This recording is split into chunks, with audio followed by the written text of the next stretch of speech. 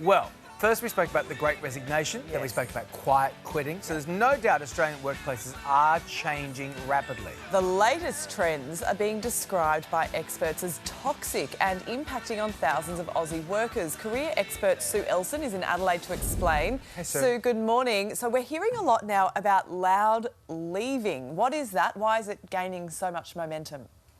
It's when people actually announce that they're going home for the day, and I believe the reason it's gaining so much momentum is because people have realised that they need to have some form of work-life balance. Now, I think it's okay for leaders to do it. It's probably a little bit trickier if employees start doing it. So what are the negative impacts of loud leaving? I mean, are they leaving for the day or are they just leaving work? Well, no, just leaving for the day. Okay. And the idea being that, look, there's some concerns here, because if there are other people at work who have to stay because they've got different responsibilities or they're on the front line, then they could potentially become very resentful of the fact that these other people get to leave and that they don't get to leave. So I think, you know, there's some concerns around that, and that people might still be going online later, which is also a concern. So they haven't really left. And yeah, that's a worry. Correct me if I'm wrong, but maybe there's something here in just people being really firm with their boundaries all of a sudden when perhaps they haven't been in the past. Are there some benefits with this?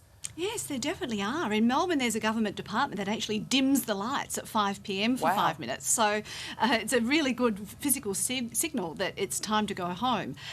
There's other benefits, like by setting an example to other people, by giving yourself a bit of extra time to rest and recover when you go home from work. And also, it can create this conversation where we say, well, if they're leaving, maybe I should be leaving, and we can make this work better. So we're also seeing a lot of work addiction as another trend. So what do we know about that, Sue?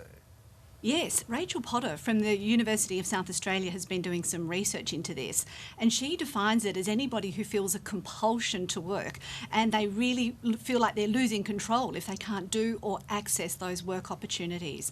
These are people who can't sort of stop and recover, and they feel guilty or anxious if they can't do that type of work. And sadly, about 30% of the workforce is at risk of it, in particular women, people in their own business and younger workers. And there was a story recently of a woman in New South Wales who was still checking her emails while she was in labour with her second child. So clearly a concern. So if you're in that category, what can you do to switch off from work? Well, I like the 3-2-1 rule, where 3 hours before you go to bed you stop eating, 2 hours you stop working, and 1 hour you stop looking at any screens. You can definitely incorporate some more time during the day for some rest and recovery, and also make sure that you've got some social activities booked with your friends and family at least once a week, and any form of self-care. So this could be 1 minute of deep breathing through your nose, or going somewhere where there's no phones, no watches and no screens, so that you can just really tune out. So yesterday, one Aussie business owner shared a shocking response she received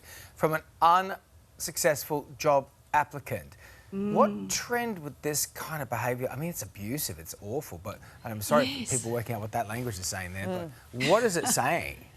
Look, I think there's a lot of employers who don't respond at all to any job applicants, and it's really stressful when you're applying for a job. So if you do get a response, it's much more likely that the person can take it personally and believe it's a personal insult.